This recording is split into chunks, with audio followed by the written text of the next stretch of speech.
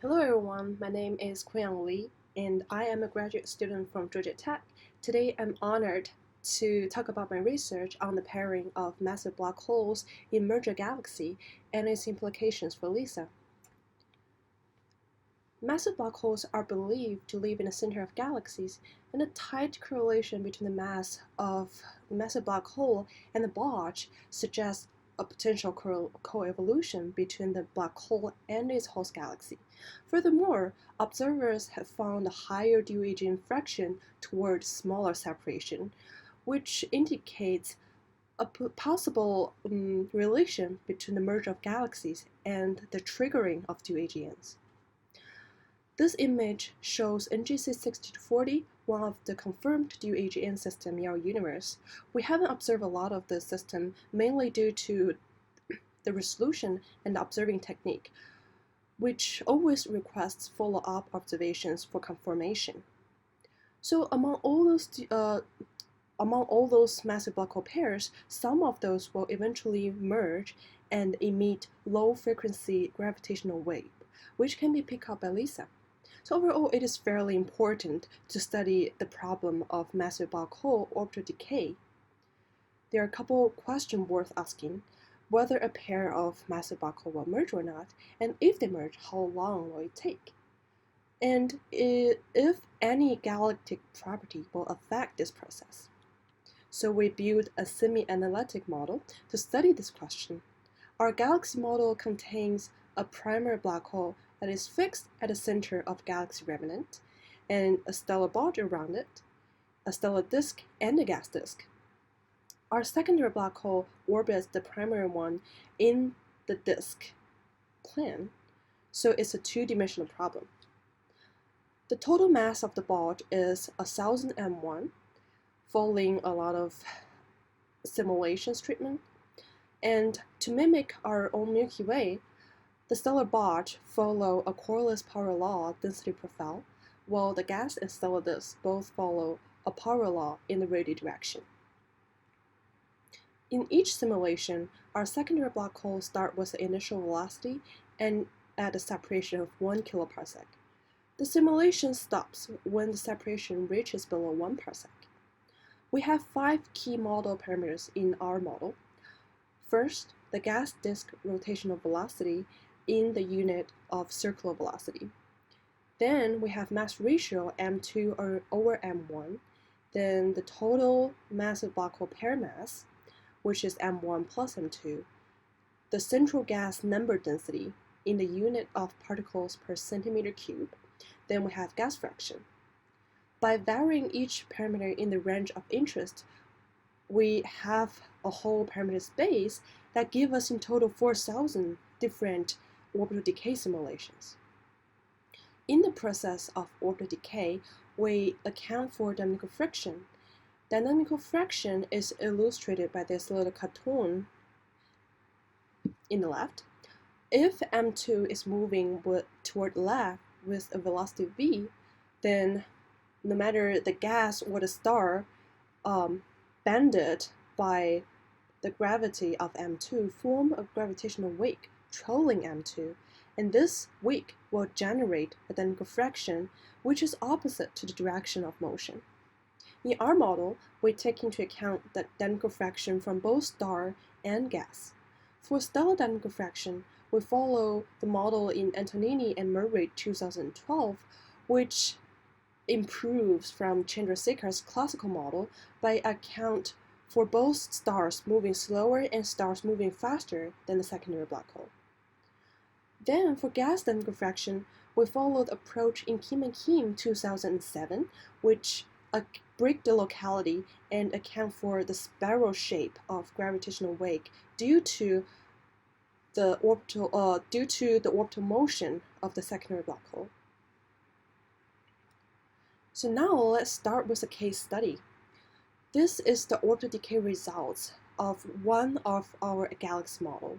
This pair of massive black hole in the host galaxy have a pair mass of 10 to the 6 solar mass ratio of 0.1, gas fraction of 0.9, central gas number density of 300 particles per centimeter cube, and a gas disk that is rotating at 70% of the circular speed. As shown in the left panel, you can see that the semi-major axis of the orbit gradually decreases as time passes by, and this process speeds up towards the end. The inset plot shows the shape of the orbit, while the color bar indicate the time. We also want to know that which galactic component contributes most in this orbital decay process in the aspect of dynamical friction. So we define a parameter gamma. For example, gamma for gas disk is defined as the time averaged dynamical friction from gas disk over the time averaged total dynamical friction. As you can see in the right panel, when the separation is larger than 30 parsec, the dynamical friction from gas disk totally dominates the decay process. However, when the separation goes below 30 parsec, the stellar bulge generates a larger dynamical friction, and it takes over the decay process. So that was only for one galaxy. Now let's combine all 4,000 different simulations and use all this data to see how different galactic properties will affect the parent probability of massive black hole pairs. We define the parent probability as the fraction of massive black hole pairs that have their inspiral time shorter than the Hubble time, which means they are able to merge within the Hubble time. So, as you can see from this plot, a pair of massive black hole with smaller mass tends to have lower parent probability due to their smaller bulge and less efficient stellar dynamical friction.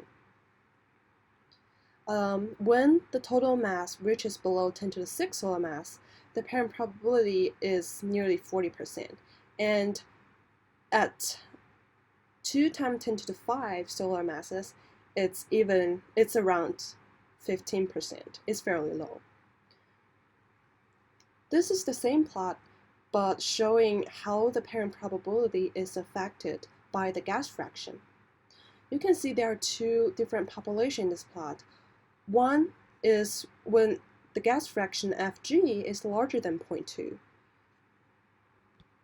Their parent probability are in general lower than 70%. While the other population is when Fg is smaller than 0.2. This population have a fairly high parent probability, larger than 90%. So these two populations are due to the dominant dynamical fraction, because when Fg is larger than 0.2, orbital decay process is dominated by gas dynamical fraction, and when Fg is smaller than 0.2, this is when the stellar dynamical fraction from the bulge becomes significant. So the combination of gas and stellar bulge dynamical fraction speeds up the decay process and makes the parent probability fairly high. From this plot, we can conclude that the parent probability is not affected by mass ratio significantly, as the mass ratio varying from 0.1 to 1, the parent probability only change in the range of 10%. But the parent probability is relatively high in massive black hole pairs of comparable masses. Now, this diagram is really interesting. This shows how the parent probability is affected by the gas disk rotational velocity. We can see that it peaks at negative 0.3 and 0.8.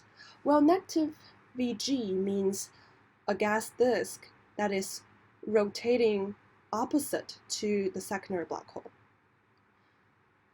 So the reason behind this is the relation between the magnitude of the gas dynamical friction and the Mach number. Remember that when Mach number becomes smaller, the gas dynamical friction's magnitude becomes larger. So for a massive black hole that is moving in circular orbits, its velocity at the epicenter is close to the circular speed. So for a gas disk that is rotating closer to VC, the relative velocity between the secondary black hole and the gas disk is going to be smaller, which makes the Mach number smaller, and the gas dynamical friction more efficient, which will result in a higher parent probability. And the other peak is for massive black holes in eccentric orbits.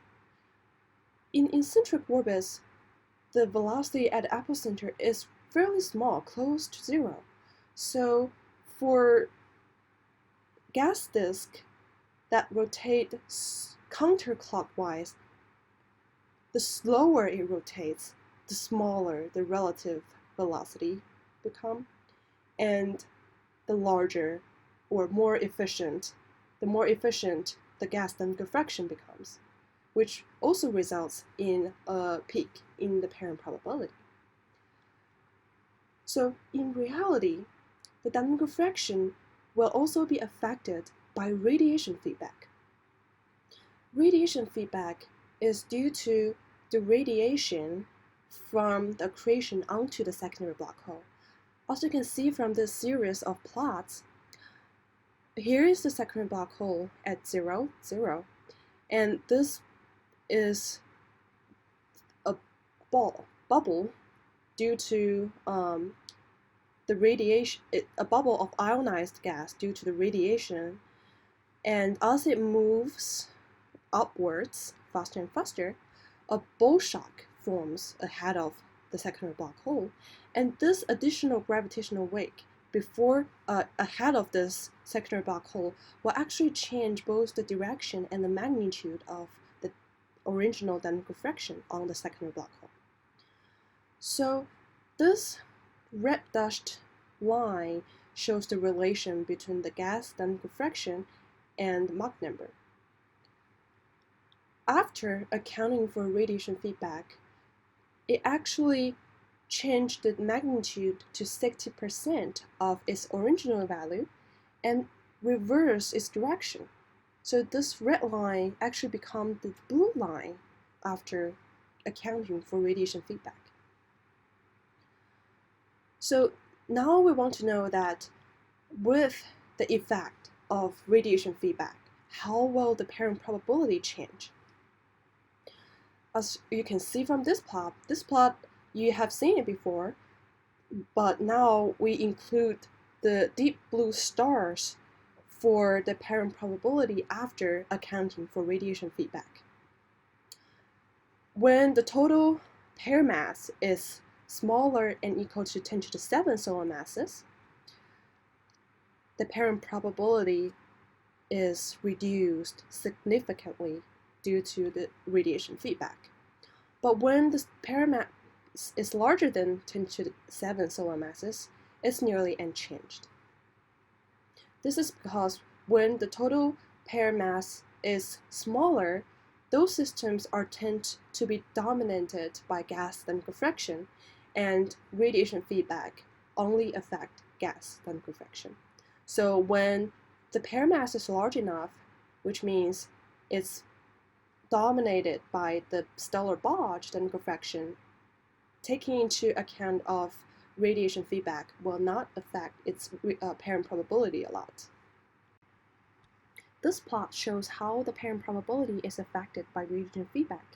As you can see, when the gas fraction is larger, it seems like the parent probability is reduced more significantly, and this is because radiation feedback only affects gas dynamical friction.